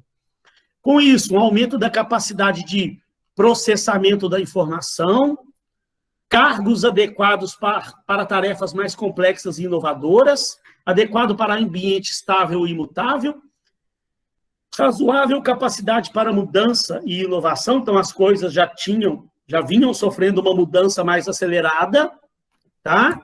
Até que a gente chega na era da informação. Olha lá, a era da informação, a partir de 1990, a tecnologia da informação provocou o surgimento da globalização da economia, onde as empresas passaram a fazer negócio com o resto do mundo todo numa velocidade muito grande. Então, a competitividade se tornou mais intensa entre as empresas, né, até entre as empresas locais e empresas mundiais, né? Após o advento da internet, a informação passou a cruzar o planeta em questão de segundos. Olha o que virou isso. O capital deixou de ser o recurso mais importante e deu lugar ao conhecimento. Foi aí que as empresas, a partir dos anos 1990, começaram a entender que o principal capital que a empresa tinha que desenvolver era o capital intelectual. Passou a entender que o ser humano era a chave da atenção. O ser humano é que tinha que ter mais valor e não a máquina. Porque as empresas começaram a entender que as máquinas eram importantes, sim, tal, né? Mas quem trazia inovação para a empresa? Não era a máquina, era o ser humano. O ser humano que criava a máquina. Então, o ser humano que também trazia a inovação. O ser humano que atendia o cliente, né? Então, a cultura organizacional sofreu um forte impacto e passamos a privilegiar a mudança e a inovação voltada para o futuro. E as empresas começaram a perceber que esse processo de evolução, cada vez mais, ia ser mais rápido. Coisa que era muito lenta lá no início, nos anos 1900, né? Até 1950, a evolução era muito lenta. E a partir dos anos 90, com a chegada da internet, as empresas entenderam que essa mudança cada vez mais seria mais rápida. Então, olha lá, as mudanças passaram a ser rápidas, velozes e sem continuidade com o passado. Isso trouxe um contexto ambiental de turbulência e imprevisibilidade. Olha lá como é que era essa época, o que marcou essa época aqui, ó? ênfase em equipes autônomas, e não mais em órgãos ou departamentos, elevada interdependência entre redes internas de equipes, organização ágil, maleável, fluida, simples e inovadora, intensa interação por meio de cargos autodefinidos e imutáveis, cargos flexíveis e adequados a tarefas complexas e variadas, capacidade expandida de processamento de informação, ênfase na mudança, na criatividade, na inovação, ideal para ambiente imutável, dinâmico, com tecnologia. Então, a gente vê hoje, gente, um desenho, os desenhos hoje das empresas de hoje, você chega numa grande organização para você ver, não tem nem mais aqueles departamentos separados, com as portas fechadas mais não.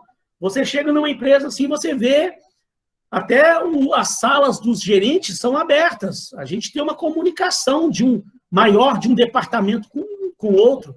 E, aliás, os departamentos precisam se comunicar. É isso aqui que a gente vê, uma rede de comunicação, né? Os departamentos com uma abertura maior entre eles, as salas com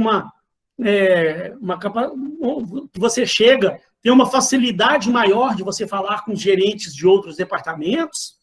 Comunicação passou a surgir de uma forma mais acelerada dentro das empresas. E aí, gente,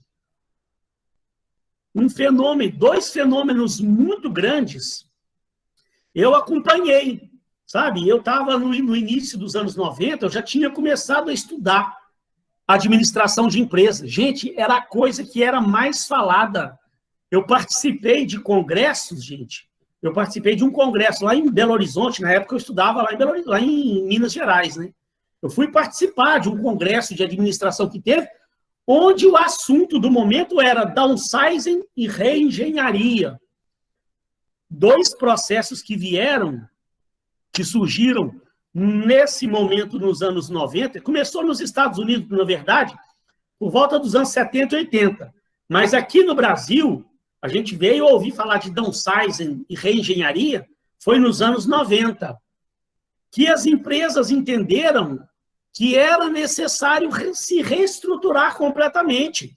Com essa mudança toda que a gente viu aí, que a gente falou, né? A partir dos anos 1950, as empresas começaram a evoluir, os processos produtivos evoluindo.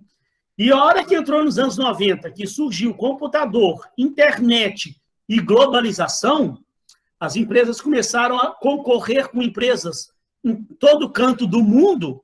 As empresas perceberam a necessidade de uma readequação, de uma reestruturação. E o downsizing e a reengenharia foram os dois processos que vieram para mudar completamente a forma de trabalho nas empresas. O que é que vem a ser, então, o downsizing?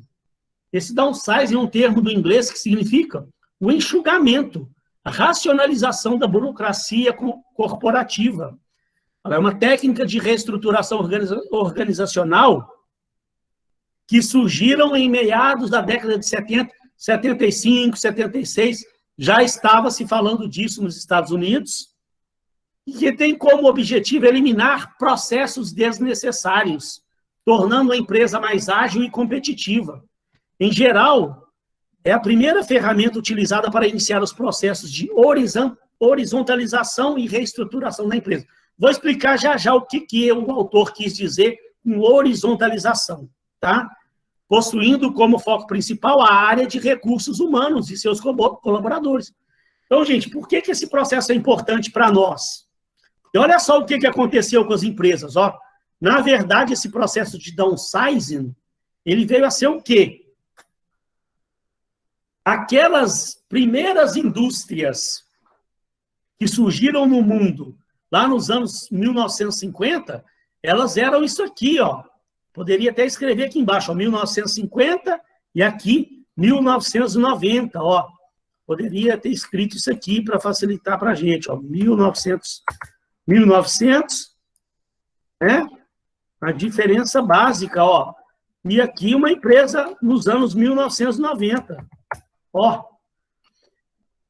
O que era a principal característica que a gente falou das empresas lá na era da industrialização clássica? Gente, empresas com muitos níveis hierárquicos. Você tinha presidente, vice-presidente, diretores, vice-diretores, gerentes, subgerentes, supervisores, até você chegar no pessoal aqui do operacional. Olha quantas camadas hierárquicas. Então, gente, ainda pode existir, ainda deve existir empresas por aí afora que ainda operam com uma estrutura desse jeito, muito, por que a gente diz muito verticalizada? Ó, muito verticalizada. Então, você ainda pode encontrar. Pode ter algum aluno aí que falar, professor, mas lá na minha empresa ainda tem vice-presidente, lá na minha empresa ainda tem vice-diretor, lá na minha empresa ainda tem subgerente. Pode ter, não quer dizer que toda empresa adotou o processo de downsizing. Mas, gente, a grande maioria das organizações modernas hoje, principalmente grandes empresas, elas se viram obrigadas a continuarem competitivas. E o que elas acharam de melhor para fazer para continuar competitivas foi enxugar essas camadas hierárquicas, passar por processos de downsizing, que é exatamente isso aqui. Olha lá para você ver a diferença. Ó. Muitas empresas nesse momento chegaram e viram que elas estavam muito engessadas, muito burocráticas, muitos níveis hierárquicos. Para que uma empresa precisa de vice-presidente financeiro, vice-presidente de produção, vice-presidente de RH, vice-presidente de não sei o quê, vice-presidente de marketing, vice-presidente de não sei o quê? Para que a empresa precisa de vice-diretor financeiro, vice-diretor de RH, vice-diretor de produção, para que precisa de subgerente financeiros? Gente, se você for parar para analisar, quando a empresa passa por um processo desse aqui de downsizing, um problema que surge é que é corte realmente de emprego, né? Mas é a readaptação das empresas para continuarem competitivas, velho. Que a gente vai ver o ganho que isso traz para a empresa. Ela fica mais horizontalizada, ó. Por isso que o autor ali fala, passaram por um processo de horizontalização. É um achatamento mesmo na pirâmide organizacional. Olha lá, a empresa funciona muito melhor assim, ó. Presidente, diretores, gerentes, supervisores operacional, pronto. Pode ter alguma camada ou outra aqui no meio aqui, né? Mas, de um modo geral, o downsizing veio para fazer basicamente isso aqui, ó, é cortar camadas inteiras, níveis inteiros hierárquicos. Então, pensa comigo aqui, ó. A gente vai ver cada um, os próximos slides aí, daqui a pouco eu estou encerrando a aula, a gente vai encerrar nesse assunto aqui, mas olha para você ver aqui, de cara você pode perceber qual empresa que vai se comunicar melhor. Essa aqui ou essa aqui, lá do início da era da industrialização clássica.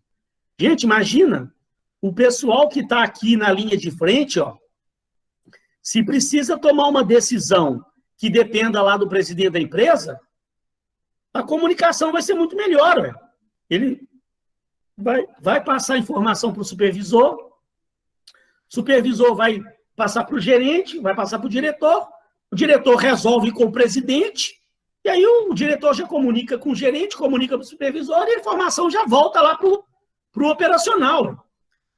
Aquela troca de informação subiu e desceu rapidamente. Agora, imagina aqui se o operacional precisa tomar uma decisão urgente, ele passa para o supervisor vai passar para o subgerente para o gerente, vai para o vice-diretor, para o vice-presidente, aí o presidente toma a decisão, o negócio volta para... imagina, eu nem vou falar de novo, que cansa. Até que a decisão volte lá embaixo, seja comunicada para o operacional. Olha quanta burocracia que existe. Gente, e essas empresas antigas, no meio do caminho aqui, tinha um monte de processos burocráticos, tinha que fazer requerimento. Aí o subgerente tem que fazer um requerimento para o gerente. Aí o gerente tem que fazer um requerimento para o vice-diretor. O vice-diretor fazia um requerimento para o diretor. Gente do céu! Gastava uma temporada para que uma decisão fosse tomada. E outra coisa, além da redução das camadas hierárquicas, a gente viu também, né, que lá nos anos 1900, as decisões eram tomadas só aqui em cima.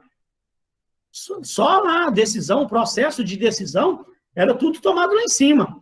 Aqui, nessas empresas modernas, além de ter menos camadas hierárquicas e a comunicação fluir melhor, a diretoria da empresa passou a delegar mais poderes para o pessoal lá de baixo. Então, é lógico que tem certas decisões que ainda continuam lá no topo, tá certo? Nem tudo também é possível você delegar. Mas o quanto mais você puder delegar as decisões e dar mais poderes para o pessoal lá de baixo, melhor para a empresa. A comunicação acontece melhor. Então, olha o ganho que foi. Por isso que as empresas fizeram isso. Essa empresa aqui, ela ficou muito mais competitiva do que essa empresa aqui, com certeza. Quer ver o porquê? Olha lá, ó, só mais uma explicação do que é realmente downsizing. Vamos ver só as vantagens, e depois eu encerro a aula.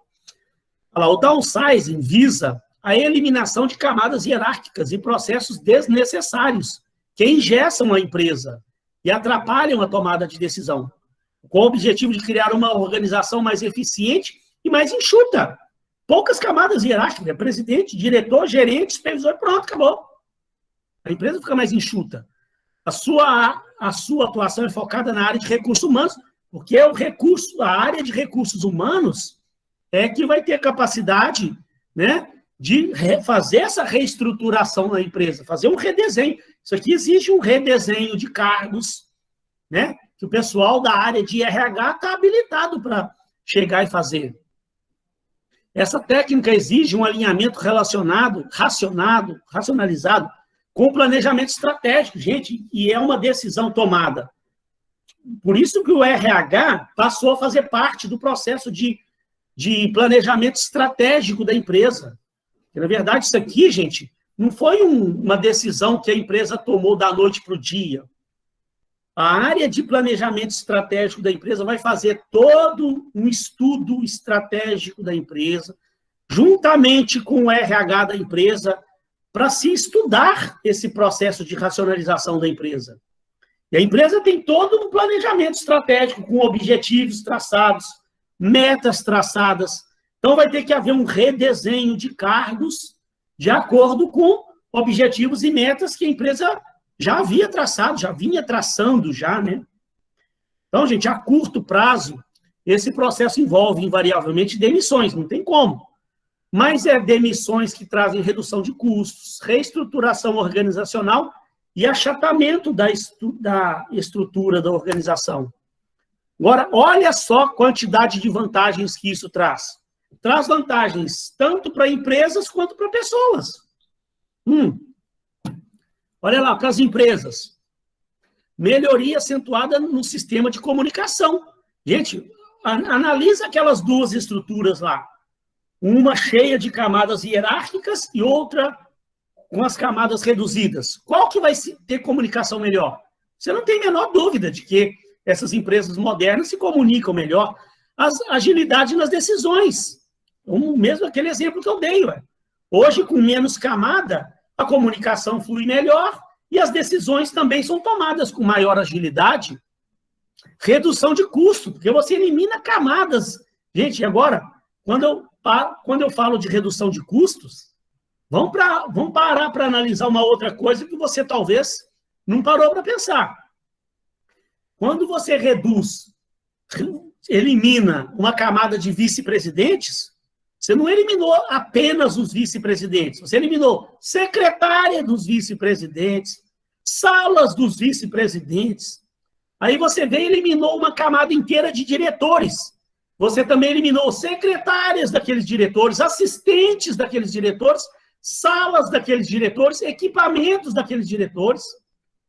Quando você eliminou subgerente da empresa, isso, gente, estou falando de cada área, imagina, toda empresa tinha subgerente de finanças, subgerente de RH, subgerente de marketing. Então, você eliminou uma camada inteira, você está eliminando o subgerente, a secretária do subgerente, o assistente do subgerente, sala do subgerente, equipamento do subgerente.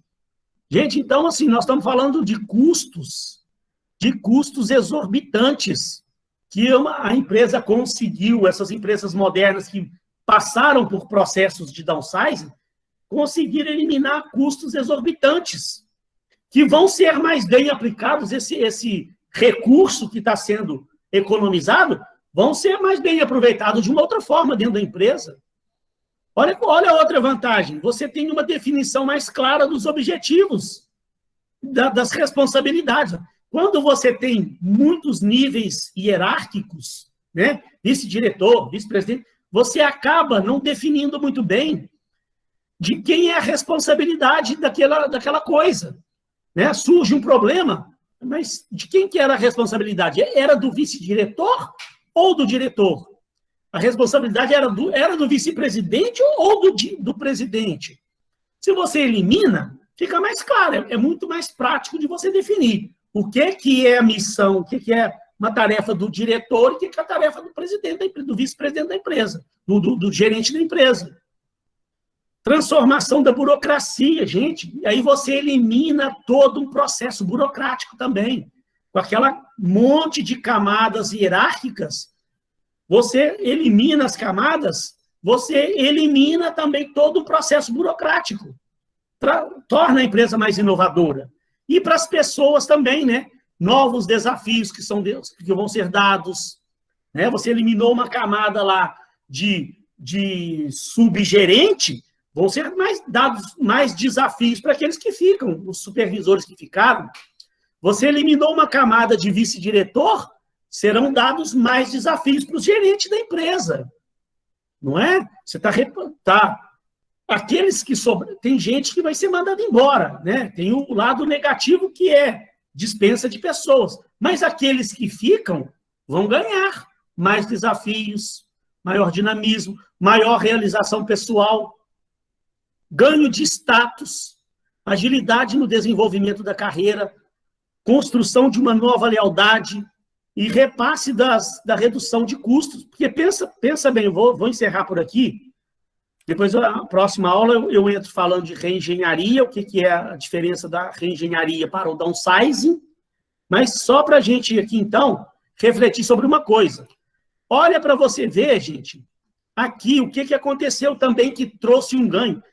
Naquelas empresas antigas, só para a gente encerrar, esse pessoal daqui de baixo, ó, eles não tinham contato nenhum com a cúpula da empresa. Eles estavam muito longe. Muito longe. Gente, entre operacional e supervisor, olha quanta camada que tinha. O pessoal daqui de baixo, eles não tinham relação nenhuma com a alta cúpula da empresa. Uma coisa que aconteceu, um fenômeno nessas novas organizações, é que você aproximou supervisores e operacional dos diretores e presidente da empresa. Houve uma aproximação maior. Isso faz bem. Por isso que o autor ali fala, houve um ganho, uma autorrealização dessas pessoas. elas estão mais próximas da diretoria da empresa, participam mais com os diretores da empresa. Há um ganho de qualidade para essas pessoas em termos de realização pessoal.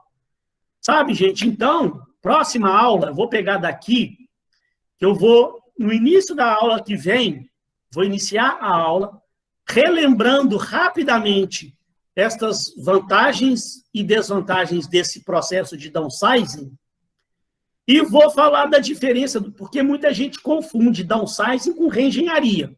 Tem gente que fala que é a mesma coisa, e não é, tá?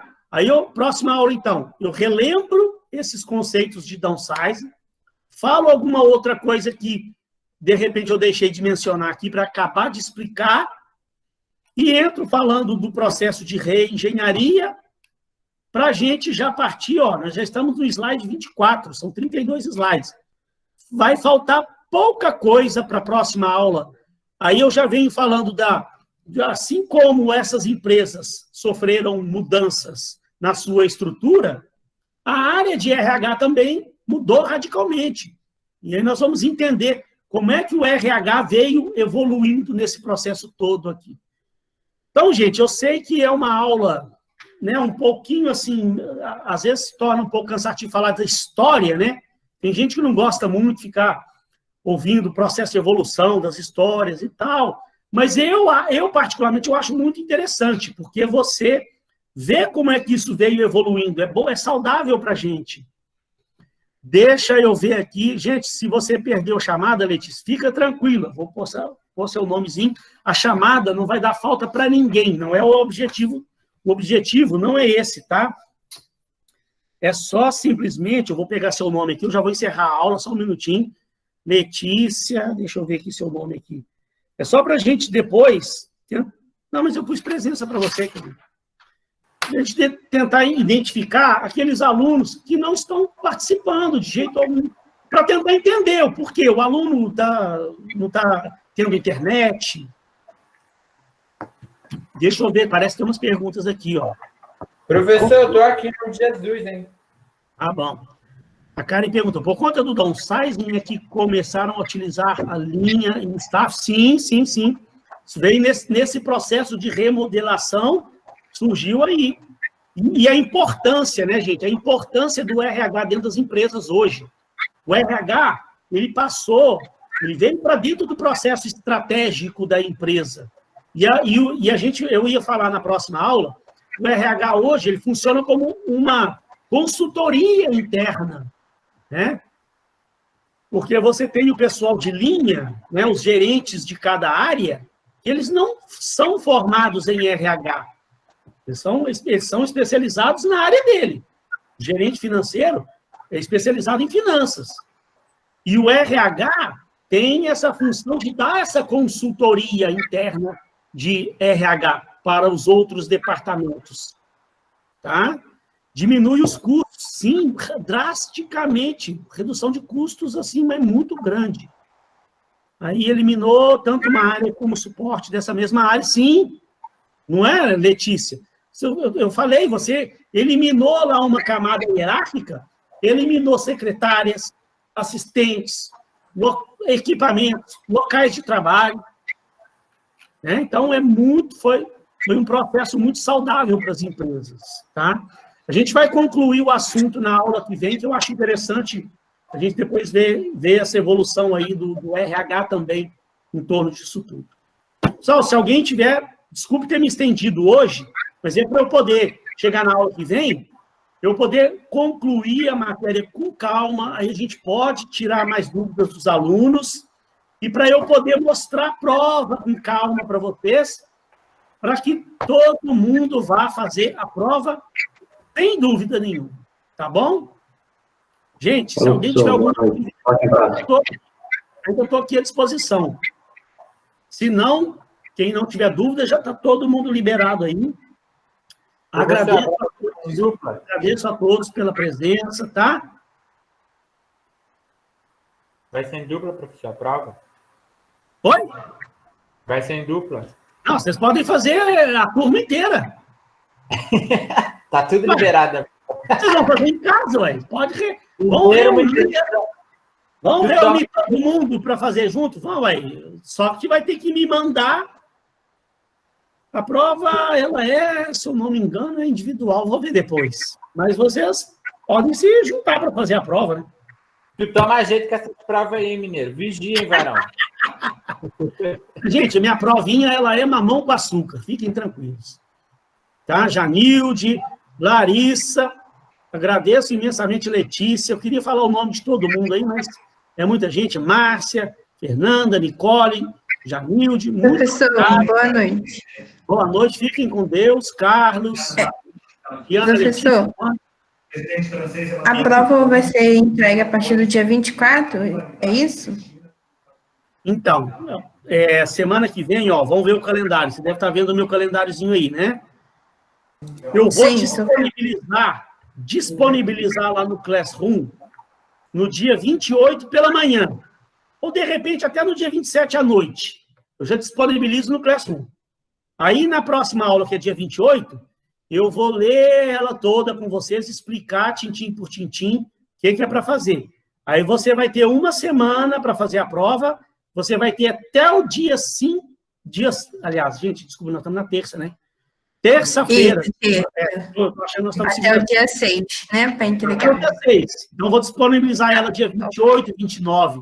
Eu disponibilizo a prova. Na aula do dia 29, eu explico a prova toda.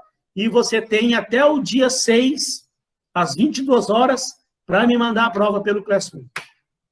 Tá? Tem uma semana para fazer a prova. Tá ok, professor. Obrigada. Boa noite. Eu que agradeço, gente. Muito obrigado a todos aí. Tá? Fiquem com Deus. Uma excelente semana para todos. Tá? Beijo no coração.